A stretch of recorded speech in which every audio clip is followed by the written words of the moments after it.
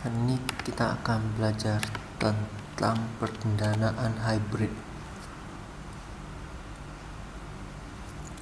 Kalau hybrid ini berarti campuran.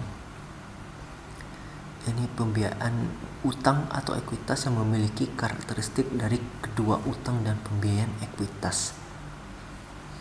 Ini termasuk di dalamnya ada saham preferen, leasing, convertible, securities, dan stock purchase warrants. Saham preferen dipelajari di pertemuan sebelumnya. Dia memberikan suatu preferen atau prioritas pilihan kepada pemegangnya ya, seperti berhak didahulukan dalam hal pembayaran dividen, berhak menukar saham preferennya menjadi saham biasa, dan mendapat prioritas pembayaran kembali permodalan dalam hal perusahaan dilikuidasi. Ini merupakan campuran utang jangka panjang dan saham biasa. Artinya saham preferen mempunyai karakteristik utang dan saham biasa. Jika terjadi likuidasi, maka tuntutan pemegang saham atas saham preferen itu akan berada di urutan setelah kreditor. Artinya pemegang utang kita itu yang duluan, baru saham preferen, terakhir baru saham biasa.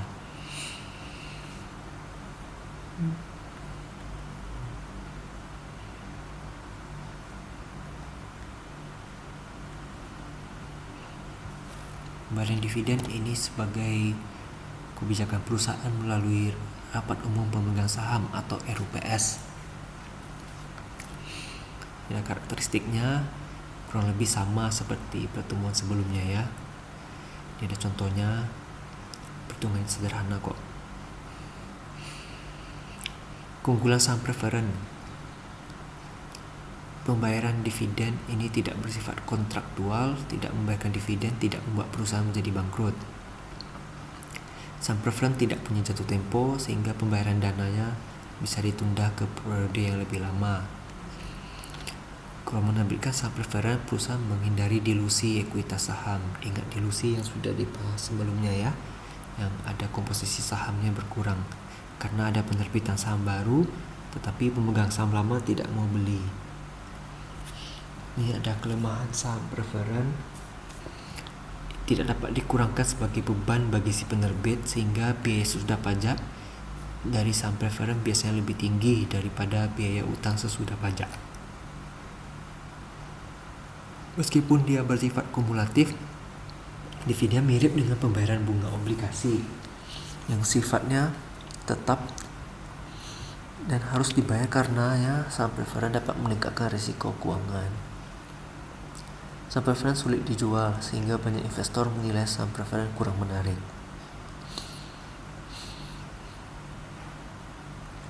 Selain dengan saham preferen, ada juga dengan cara leasing. Ini menggunakan suatu aktiva tanpa harus membeli aktiva tersebut, karena merupakan bentuk persewaan dengan jangka waktu tertentu. Yang menyewakan namanya lessor, yang menyewa namanya lessee. Ini adalah proses di mana suatu perusahaan menggunakan suatu aset tetap tertentu dengan berkewajiban untuk melakukan pembayaran setiap periode selama periode kontrak. Kalau di Indonesia, lembaga leasing cukup banyak ya, seperti Adira, Bunas Finance Indonesia atau BFI Finance. Kemudian ada dari beberapa bank juga ada lembaga leasingnya. Pihak yang terlibat itu ada lessor, ada lessee, kemudian ada supplier, orang yang menyediakan barangnya ya. Biasanya alat berat yang pakai sistem seperti ini. Misalnya Hitachi atau Kobelco menjual eskavator. Si pembeli A mau pakai eskavator ini, tapi dia butuh pendanaan. Datanglah si leasing ini memberikan. Jadi ada 3 pihak di sana ya. Jenis-jenis leasing ini ada capital atau finance lease dan operating lease.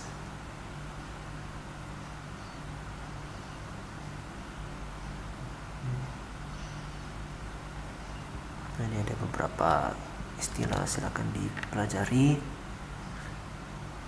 Nah, yang penting adalah capital atau finance lease. Kalau yang direct ini sebelumnya belum pernah memiliki barang yang dijadikan objek lease. Lessor membeli suatu barang atas permintaan lessee dan akan dipergunakan oleh lessee. Kalau sell and leaseback, ini menjual barang yang telah dimiliki kepada lessor. Terus barang ini kemudian dilakukan kontrak leasing antara lessee dengan lessor.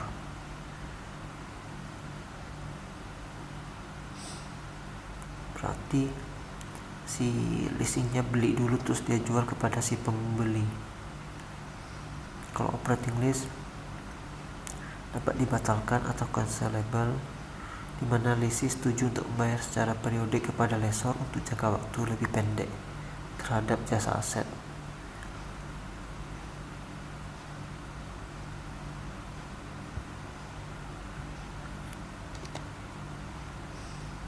Keuntungan menggunakan leasing. Transaksi leasing membantu aliran kas ya, karena memang kan bisa diangsur pembayarannya, jadi bisa lebih ringan secara cash flow. Kemudian operating lease memberikan perusahaan suatu kebutuhan dana fleksibel karena biaya perolehan asetnya biasanya lebih rendah. Kemudian penggunaan persetujuan sell leaseback memungkinkan perusahaan untuk meningkatkan likuiditasnya dengan mengkonversi aset yang ada menjadi kas sebagai modal kerja. Kemudian pembayaran sewa secara periodik dengan jumlah tetap memberikan kemudahan bagi pihak lease dalam penyusunan anggaran tahunan. Yang kelima, jika perusahaan bangkrut atau mengalami reorganisasi, maka klaim maksimum yang dapat diajukan oleh lessor kepada perusahaan adalah 3 tahun pembayaran lease dan lessor dapat memperoleh asetnya kembali. Kemudian ada waran. Ini kaitannya dengan saham ya. Kita baca pengertiannya, suatu opsi yang dikeluarkan oleh suatu perusahaan yang memberikan hak kepada pemegangnya untuk membeli sejumlah lembar saham pada harga yang telah ditentukan. Waran ini mirip dengan jenis call atau call option yang diterbitkan oleh perusahaan. Waran biasanya diterbitkan bersama dengan penerbitan atau penjualan obligasi suatu perusahaan. Dia akan memperoleh sejumlah waran sebagai bonus. Tujuannya melancarkan penjualan obligasi. Berarti waran ini sebenarnya ibarat bonus ya, baik di obligasi maupun di saham. Dan biasanya dilakukan oleh perusahaan yang kurang potensial menerbitkan saham. Nggak ada waran, pembeli obligasi akan memiliki kesempatan menikmati kenaikan nilai atau harga saham perusahaan. Manfaat dari waran. Pemilik waran memiliki hak untuk membeli saham baru perusahaan dengan harga yang lebih rendah daripada harga saham beredar di pasar sekunder. Yang kedua, apabila waran diperdagangkan di bursa, pemilik waran mempunyai kesempatan capital gain, bisa menjual lebih tinggi dari harga beli. Resikonya, selama periode pelaksanaan, harganya bisa jatuh dan menjadi rendah daripada harga pelaksanaan. Investor tidak dapat menukarkan waran dimilikinya dengan saham perusahaan sehingga ia akan mengalami kerugian. Yang kedua, karena sifat waran hampir sama dengan saham dan dapat diperdagangkan di bursa, maka pemilik waran juga mengalami kerugian atau capital loss jika harga beli waran lebih rendah dari harga jualnya.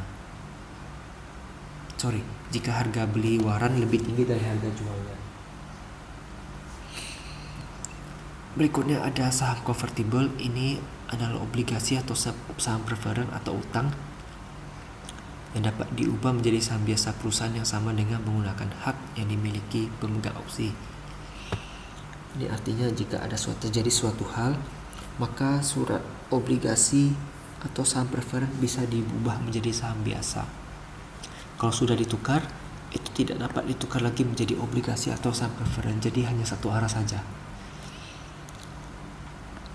Ini ada rasio konversi ya kalau kita mau menukar. Rasio convertible adalah hak yang kepada pemilik convertible untuk menukarkan surat berharga dengan sejumlah saham ditetapkan. Jadi conversion price itu adalah nilai pari obligasi dibagi jumlah lembar saham diterima.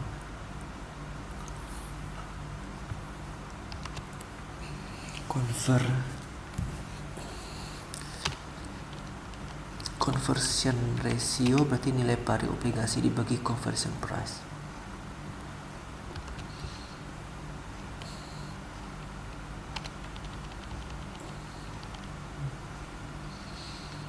apa istilahnya, convertian.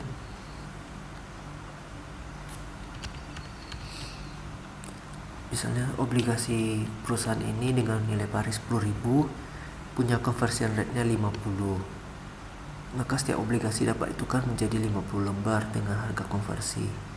Berarti 10.000 dibagi 50 jadinya $200. Jenis convertible securities yang pertama convertible bond, itu berarti surat utang ya, atau surat obligasi.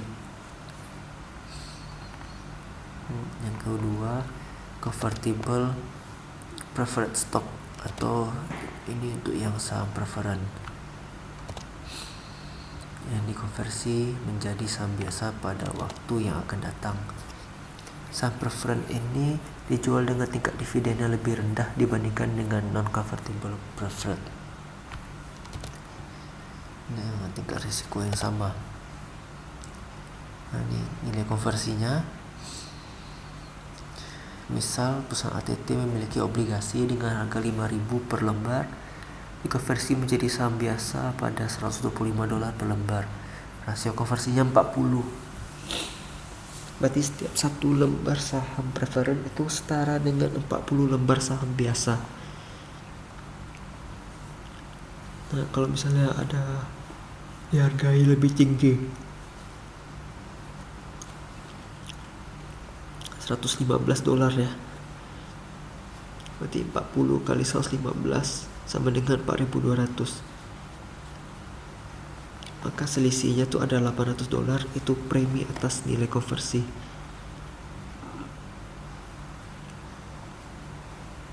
Kalau harga sahamnya sekarang 135 per lembar, nilai konversinya berarti 40 kali 135 sama dengan 5.400.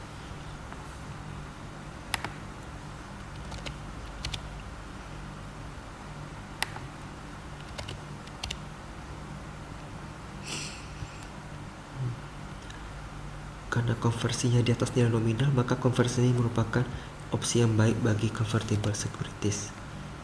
Alasan menggunakan convertible, ini memungkinkan perusahaan untuk mengubah atau menjual surat utang dengan suku bunga lebih rendah dan memberikan peluang untuk berpartisipasi dalam keberhasilan perusahaan. Yang kedua, selain itu suku bunga pada convertible tidak peduli terhadap tingkat risiko perusahaan penerbitnya. Sifat convertible mendapat keuntungan dari kenaikan risiko dan ketidakpastian dan kenaikan volatilitas harga saham yang mengikutinya.